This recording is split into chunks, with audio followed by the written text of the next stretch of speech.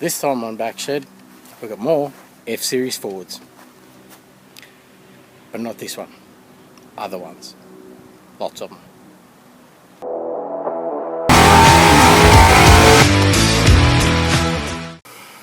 So in this episode, I've managed to get 5 F-Series Fords all in one go. So the story goes, I'm leaving town on the highway here one day and I see an old yellow F100, bonnet in the air, smoke pouring out everywhere. I pulled over, emptied my extinguisher onto it, got it out, helped the guy get it home, and have sort of kept in contact with him ever since. He rings me just recently and says, I haven't been well, can't work on my trucks. Do you want to come and have a look at my trucks? I want to get rid of them all. So I bought them, ranging from a 71 F350 single cab trayback, 351 C6, nice truck, a driving truck. A 78 F100 351, it's an XLT.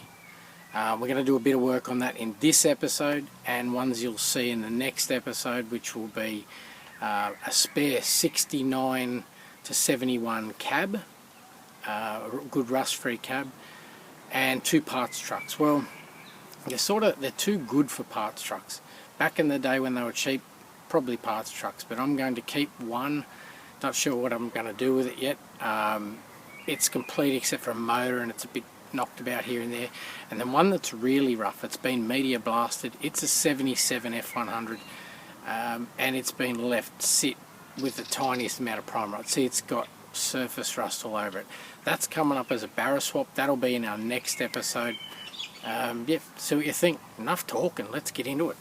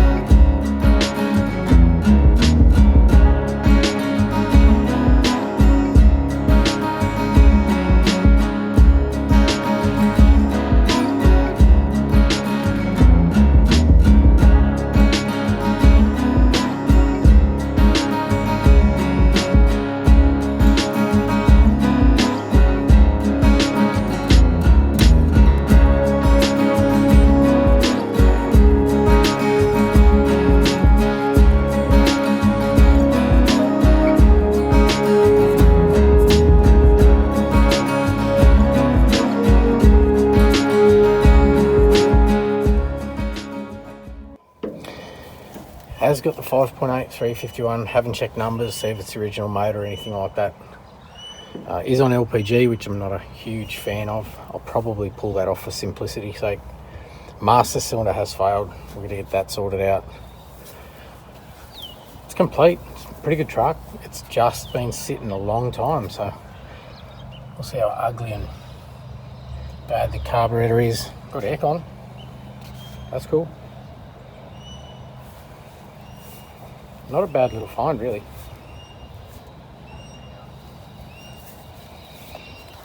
That's her.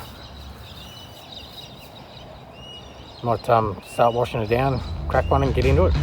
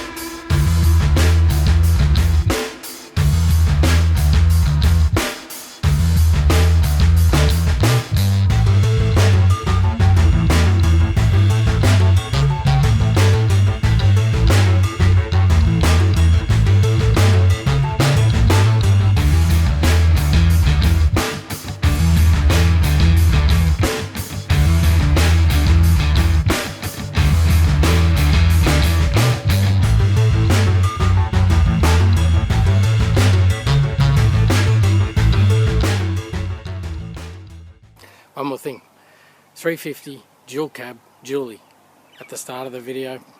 It's coming up soon as a patina rat rod episode. Like and subscribe, it costs you nothing. So we got it washed and it's actually come up pretty good.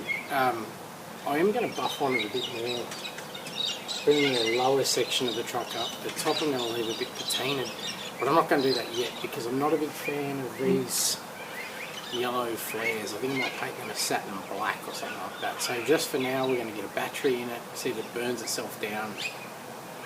Got some front springs for it because it's a little bit sad in the front, a little bit low. What else we got? Oh, do some fluids, check some oils. We might change the oil, I don't know how long it's been sitting, and go from there.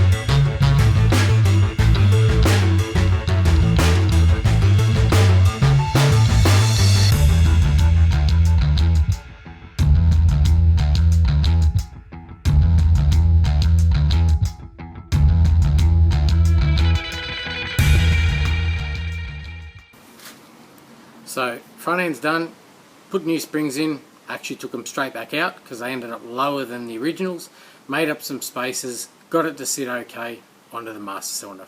Master cylinder lines like these. Whack a bit of WD on them if you got time a day before or whichever. And the other thing is, look at these.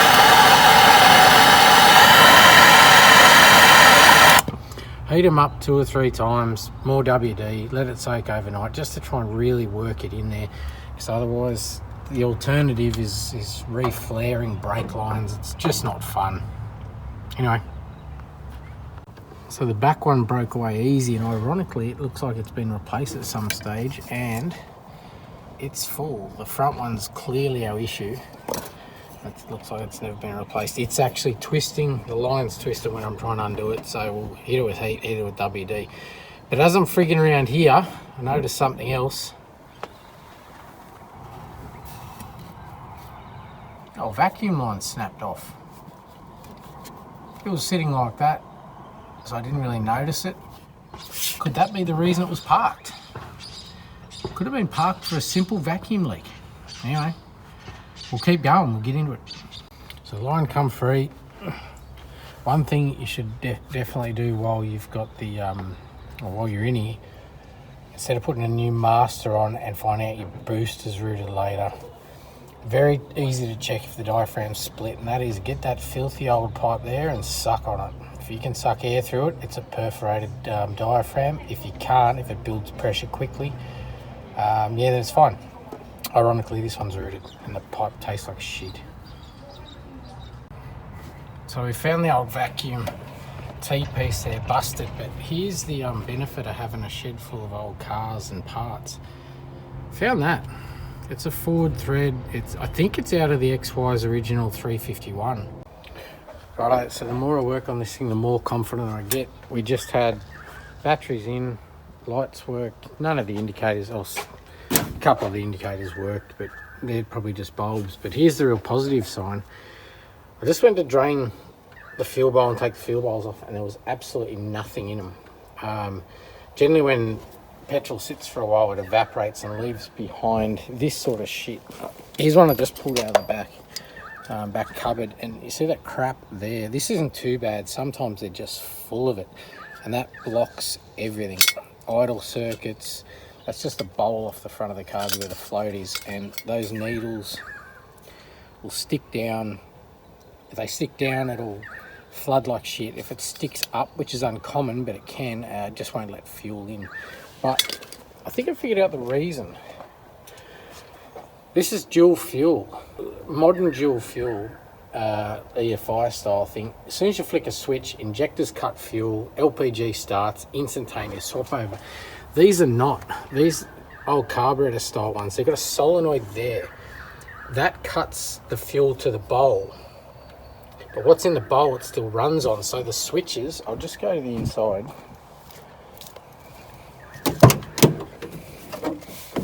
The switches on the dash are 3 position of this LPG, middle position, petrol.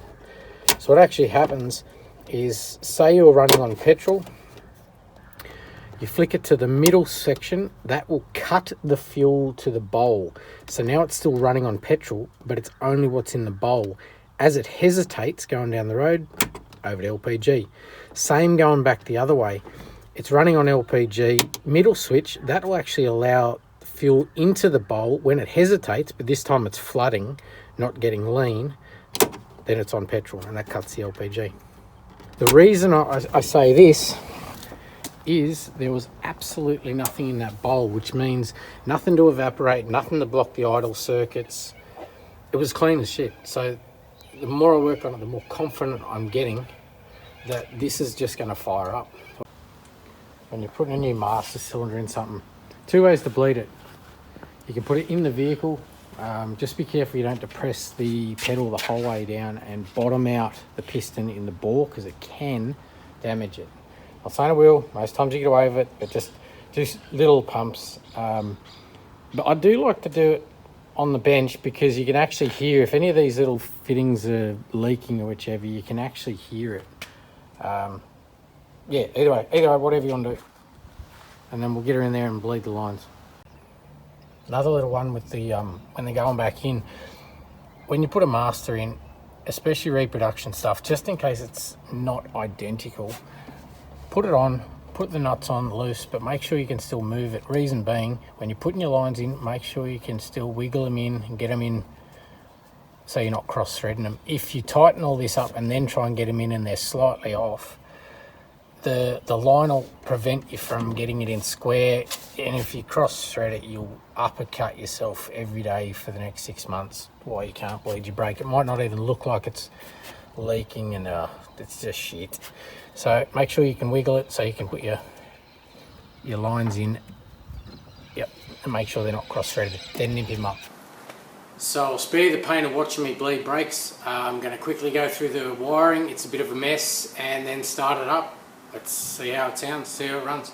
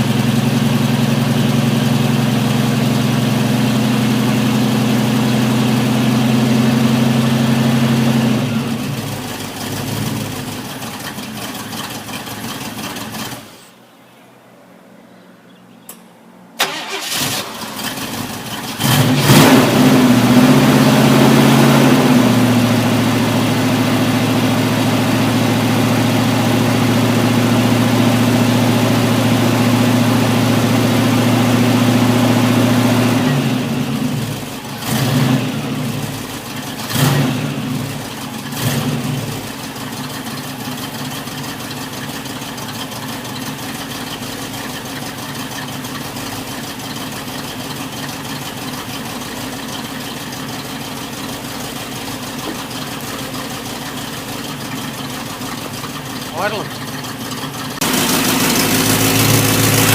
Friggin' idling. That's on gas too. It's got a horrid exhaust leak down there. Rotten exhaust leak.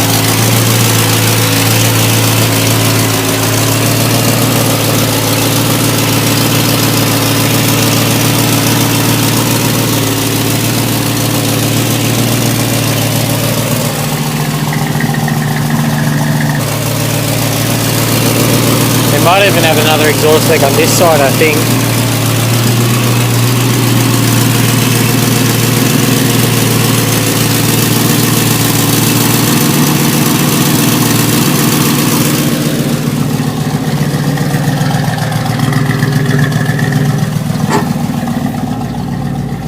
Got Tim. I don't know if you saw that, but we had no oil pressure.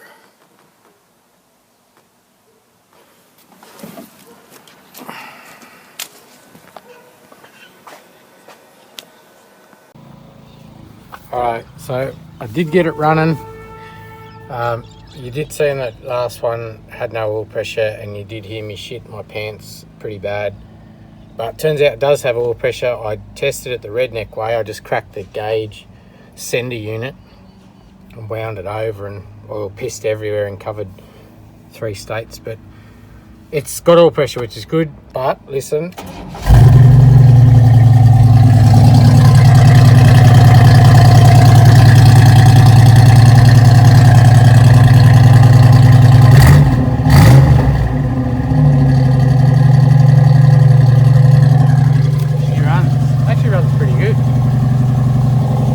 So radiator cap was leaking like shit, but we'll see if it's got gears.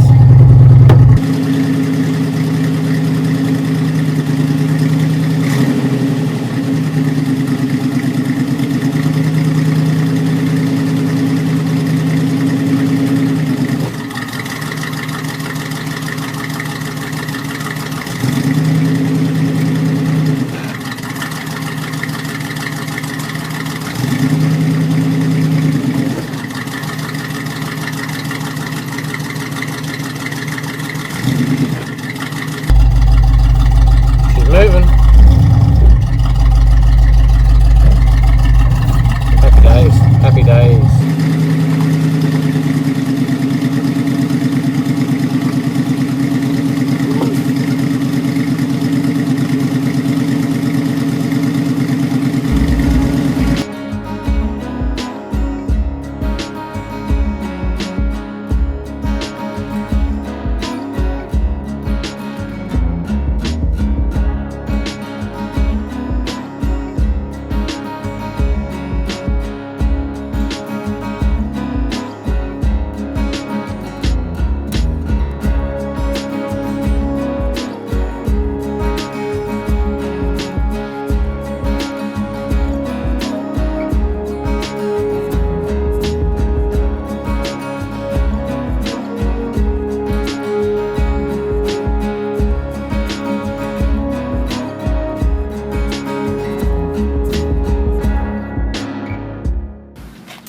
So we're back on the F100, and I've done a couple little jobs off camera.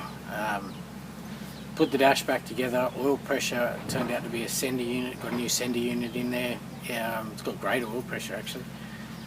It's running fine on gas. I haven't driven it out the gate yet. I wanted to address probably the most annoying thing I found on it, as that's a horrendous exhaust leak. Now, it's just a stock cast iron manifold. It's just a 2-bolt flange type of setup, and it can be a tiny job or it can turn into a job that your ancestors hate you for. It's 2 bolts, but luckily this one decided to unthread from the manifold end, not over the top of all that shitty thread, and it came out without, and I dropped it, came out without too much drama. But the other one, it's posing a bit of an issue, and it's one of those jobs, if you get impatient and take the rattle gun to it, you're going to be under there for decades trying to, or either that or pull the whole manifold out, re-thread it, weld a new stud on it, something. If you snap it off, you're just going to hate on yourself.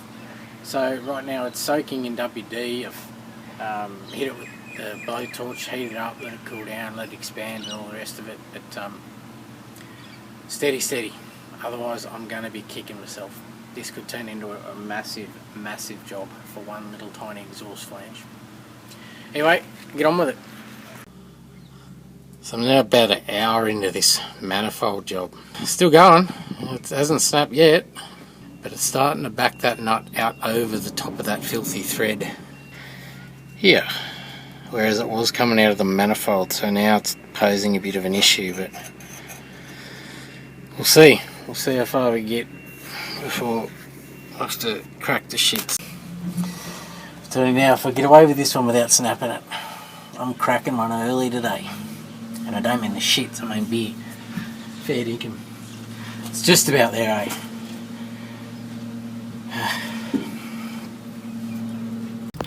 I don't know if you can see that real well, but I did get it. Didn't snap it. All's out. All's undone.